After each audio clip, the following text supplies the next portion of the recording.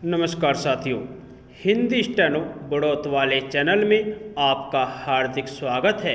आज की डिक्टेशन रामधारी गुप्ता खंड 1 से प्रतिलेखन संख्या 45 व 46 से 100 वर्ड पर मिनट की स्पीड से होगी।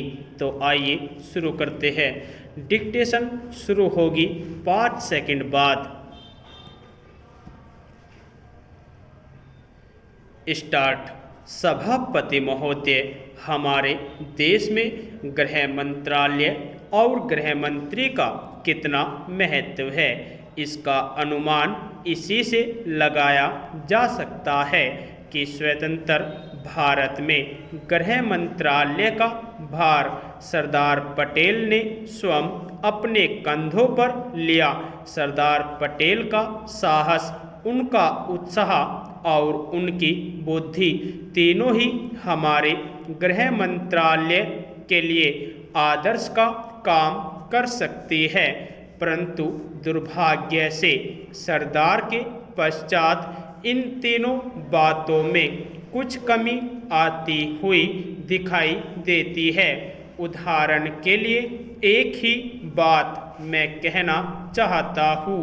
1962 में जब हमारे देश पर चीन का हमला हुआ तो 14 नवंबर 1962 को हम सब ने इसी सदन में खड़े होकर एक प्रस्ताव पास किया था, जिसके शब्द थे, भारत की भूमि जब तक हम शत्रु से स्वतंत्र नहीं करा लेते तब तक हमारा यह संघर्ष बराबर जारी रहेगा, भले ही वह कितना ही लंबा क्यों न हो।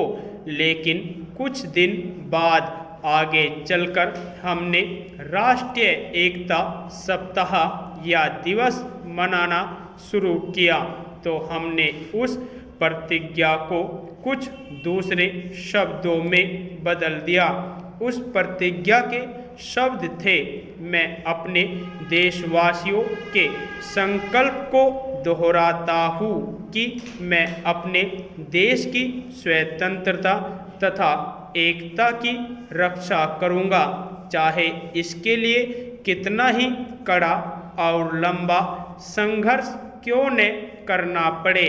मैं राष्ट्रीय एकता तथा बल के लिए तन मन से काम करने की शपथ लेता हूँ, लेकिन इस बार राष्ट्रीय एकता सप्ताह के सिलसिले में एक छोटा सा प्रकाशन भारत सरकार की ओर से प्रकाशित हुआ है।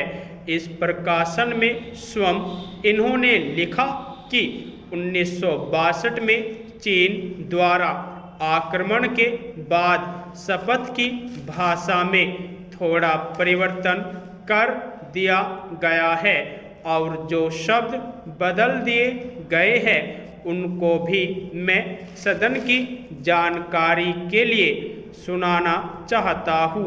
मैं प्रतिज्ञा करता हूँ कि मैं कभी हिंसा का प्रयोग नहीं करूँगा और मेरा विश्वास है कि धर्म, भाषा, प्रांत संबंधी तथा अन्य सभी राजनीतिक और आर्थिक विवादों का शांतिपूर्वक और संवैधानिक तरीकों द्वारा हल किया जाना चाहिए।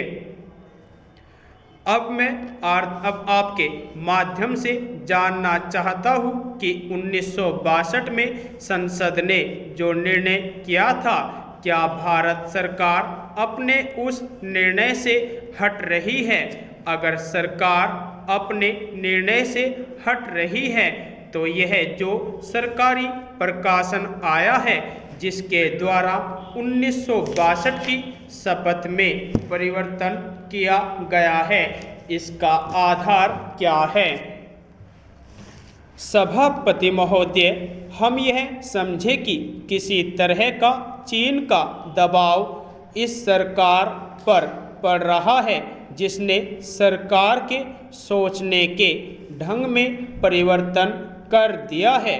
मैं गृह मंत्री से विशेष रूप से यह कहना चाहता हूँ कि सरदार पटेल जिस जगह पर बैठे थे, आज आप उसी जगह पर बैठे हुए हैं और राष्ट्र की आंतरिक सुरक्षा का भार आपके कंधों पर है। इस प्रकार के प्रकाशन सरकार की दुर्बलता के सूचक है। दूसरी बात मैं सांप्रदायिक दंगों के संबंध में कहना चाहता हूँ। इन सांप्रदायिक दंगों से निश्चय ही हमारे देश की जो आंतरिक स्थिति है वह बिगड़ती जा रही है। दुनिया के दूसरे देशों में हमारा देश बदनाम हो रहा है। सबसे पहले मैं गृह मंत्री महोदय से कहना चाहता हूँ कि अब जितने सांप्रदायिक दंगे हमारे देश में स्वतंत्रता के बाद हुए, गृह मंत्रालय इस बात की जानकारी ले कि इनका प्रारंभ कहाँ से होता है और कौन उनको प्रारंभ करता है।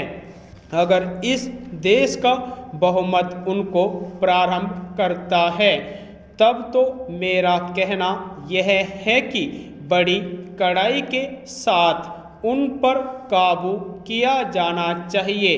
लेकिन अगर दूसरे लोगों की तरफ से प्रारंभ होता है तो मैं समझता हूँ कि उनके अंदर इतनी हिम्मत नहीं है।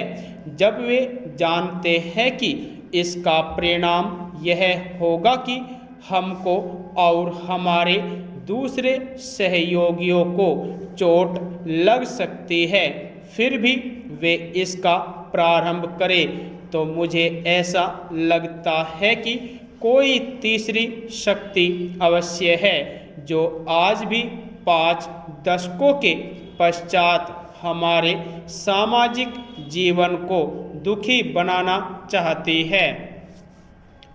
उदाहरण के लिए मैं एक ही बात कहना चाहता हूँ।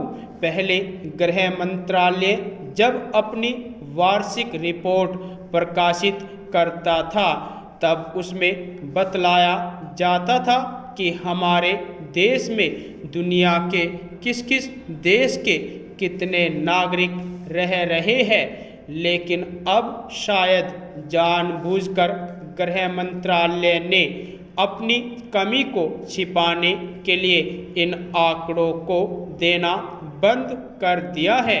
लेकिन फिर भी प्रश्नों के उत्तर में कभी कभी कुछ इस प्रकार के आंकड़े सामने आ जाते हैं। अभी हाल में जब यहाँ पूछा गया कि हमारे देश में पाकिस्तान के कितने नागरिक ऐसे हैं जो पासपोर्ट लेकर रह रहे हैं, तब उत्तर में सरकार ने बतलाया कि इस समय पासपोर्ट के आधार पर भारत में रह रहे पाकिस्तानी नागरिकों की संख्या लगभग 217,000 है।